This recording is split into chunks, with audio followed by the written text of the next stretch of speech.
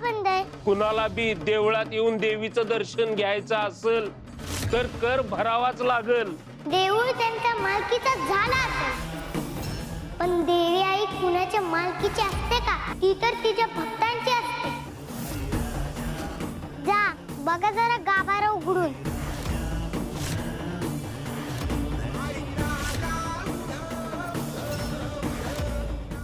देवी देवी कुठे गेली?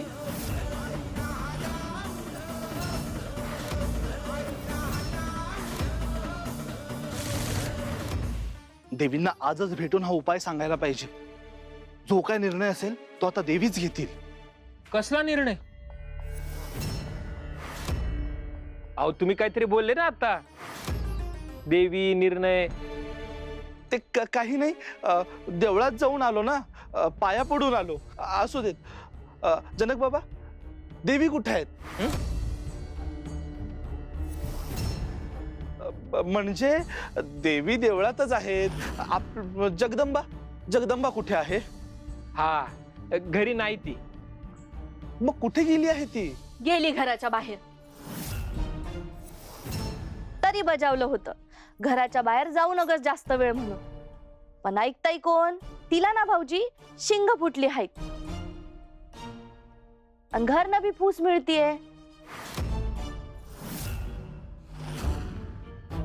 काळजी वाटते ओ लेकीची म्हणून बोलतीये. मी ठरवलंच आहे तिला ना काही दिवस यांच्या भावाकडेच पाठवणार आहे मी. देवींना दुसऱ्या गावाला पाठवणार? मग आमच्या पुढच्या तयारीचं कसं होणार? आणि जगदंबानं ऐकलं नाही ना तरी बी पाठवणारच आहे मी. ही तर माझ्या जीवाला घोरच नको. गंगाई अगं पुन्हा समोर काय बोलाव? त्यांना कशाला सांगती घरची गाराणी? ते काय बाहेरच्या आहेत वय?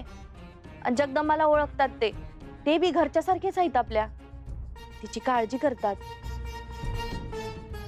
नंदलाल भाऊजी ती तुमचं ऐकते नव. तिला जरा समजावा ना, अशी एकटी दुकटी बाहेर फिरत जाऊ नको म्हणावं. उगा नसत्या नादाला लागू नको. मस्ती कमी कर. तुमचं ऐकल ती. सांगा ना तिला.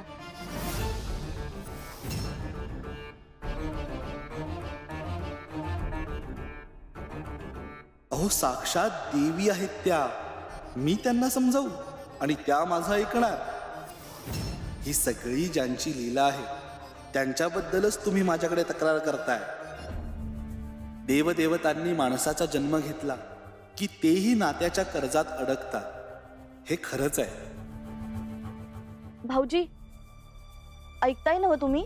हो हो हो, मी बोलतो तिच्याशी.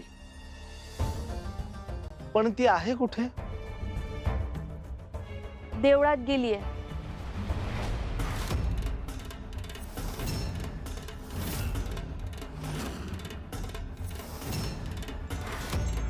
देवी कुठे गेली? अशी गाभाऱ्यातून नाहीशी कुठे झाली? मी तुम्हाला म्हणलं होतं ना, देवी भक्तांची असते. ती देवळात असते भक्तांसाठी. तुम्ही भक्तांनाच इथे येण्यापासून अडवलं तर ती इथे कशाला थांबेल? पण देवी अशी देऊळ सोडून गेली तरी कुठं? ती कुठेही असू शकते.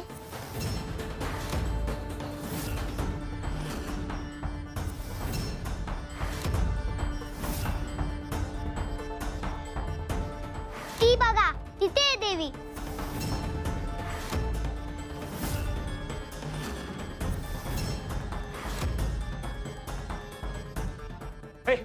अडव या ना.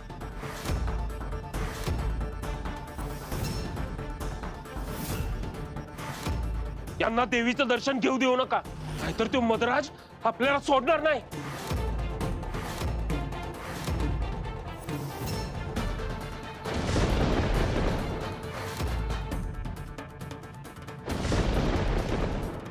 ती बघा तिकडे आहे देवी.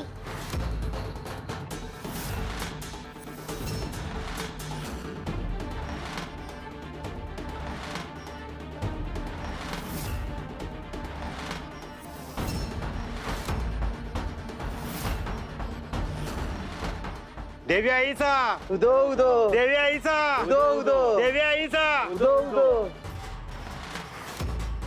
मेंगाजी काका काय झालं? भक्तांना देवीपासून दूर करत होता ना, आता करून दाखवा. हा काय खेळ चाललाय? हे नाही, ही लीला आहे देवीची. तुम्ही भक्तांपासून तिला दूर करायला गेलात तर ती स्वतःहून भक्त आहे तिथं जाईल. तू जाई त्यांच्या घरात पोचेल. तुम्ही सांगा तुमच्या मधराजाला, देवीच्या आणि भक्तांच्या मध्ये आलास तर चिरडला जाशील.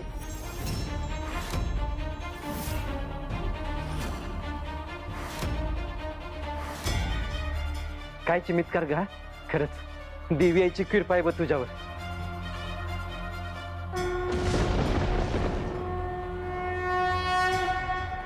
आई राजा उदो उदो आई राजा उदो उदो आई राजा उदो उदो आई राजा उदो उदो आई राजा उदो उदो.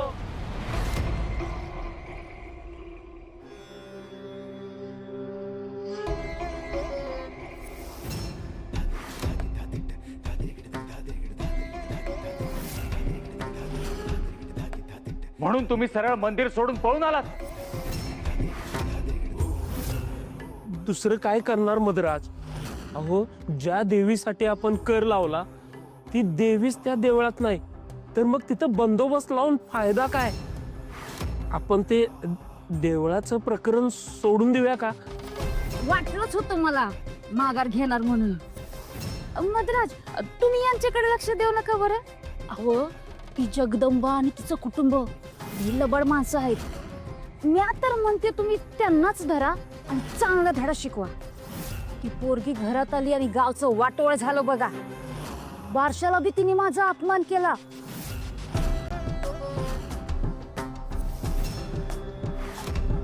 ते तुमच्याशी वाईट वागले म्हणून त्यांना मी धरू? मी फक्त नीतीने वागतो. जे काय करायचंय ते नियमाला धरून. अहो, मग आपण ही समजा जरा नियमात बसूया की. तुम्हाला माहितीये काय, तो जनक बाबा आहे का नाही, त्यानं धनाजीकडनं बैल बी घेतला होता. पण त्या बैलासाठीचे पैसे तो दर महिन्याला देतो. त्यांनी आतापर्यंत एकदाही पैसे बुडवले नाहीयेत. अहो मरुदेव, काहीतरी कारण काढा आणि त्या जनक बाबाला धरा. अहो, फकस्त माझा नाही, तुमचा बी अपमान केलाय त्या पोरीनं. अहो, समध्या गावासमोर बोलली ती तुम्हाला. आणि आज ह्यो देवळात तमाशा. सुंदरे, त्या पोरीला देवीचा आशीर्वाद आहे. तिच्या नादाला लागायचं म्हणजे अहो, काय देवीचा आशीर्वाद नाही हो. रानात सापडलेली पोर आहे ती. देवी जेव्हा चमत्कार करती तेव्हा ती योगायोगाने तिथे असती. झालं. गाव बी भोळ आणि तुम्ही त्याहून भोळे. मधराज, तुम्ही माझं ऐका. तुम्ही आधी त्या जनक बाबाला धरा आणि त्या पोरीला दासी करा. नाही त्या पोरीला माझ्या घरी कामावर ठेवलं तर नावाची सुंदरा नाही. हे बघा, आता तरी त्यांच्या मागे लागण्याचं काही कारण दिसत नाहीये. योग्य वेळ आली तर मी बघेन काय करायचंय ते. तुम्ही निघा. काय तुम्ही त्या चिमुरडीला घाबरला का काय?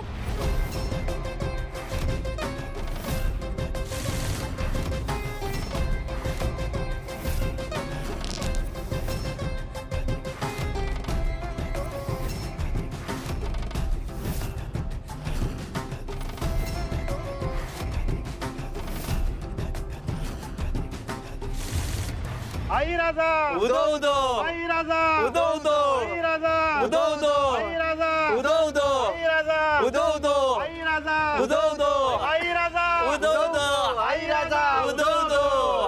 अहो, काय झालंय? अहो दादा, अहो आजपर्यंत जे घडलं नाही ते आज घडलं बघा. अहो तुमच्या लेकीनं चमत्कारच केला की. मी कुठला चमत्कार नाही केला काका. मी फक्त देवी आईची प्रार्थना केली, तिला हाक मारली, तिनंच सगळं काही घडवलं. अहो, पण काय झालंय मला नीट सांगाल का? अहो गावाच्या देवळात जाण्यासाठी मद्राच्या माणसांनी कर लावला होता आणि आपला मेंगाजी समद्यांना अडवत होता. तुमची जगदंबा तिथं आली. तिनं त्या सैनिकांना अडवलं आणि म्हणाली जिथं भक्त असतील तिथं देवी जाईल. आणि खरंच देवी गाभारा सोडून देवळातल्या खांबात प्रगट झाली.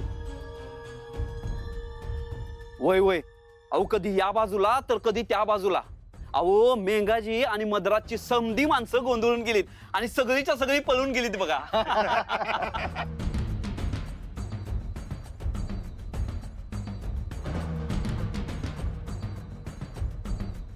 जगदंबा, तू समद्यांपेक्षा वेगळी आहेस ग. मोठी मोठी माणसं जिथं जायला घाबरतात तिथं तू धाडसानं घुसतीस आणि काय बी करून धावतीस. मी कुठे काय केलंय? जे काय करते ती माझी तुझाई करते. खरं आहे ग, पण धाडस तर आहे ना तुझ्यात. धाडस तर माझ्या अंगात माझ्या आईमुळे आलंय.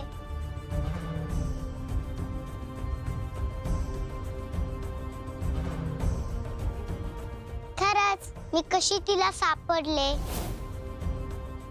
तिने मला कसं घरी आणलं, वाढवलं, सगळं माहितीये मला.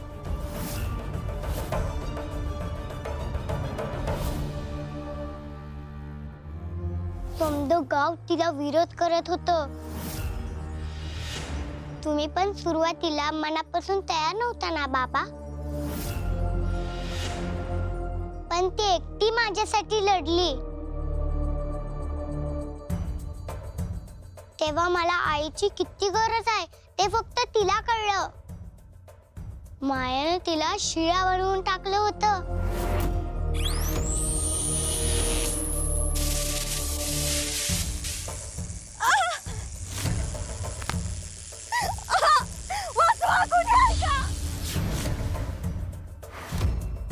तेव्हा पण माझ्याच काळजीने तशीच स्वतःला ओढत घरापर्यंत आली ती. एवढं धाडस आहे तिच्यात, तर ते माझ्यात येणारच ना.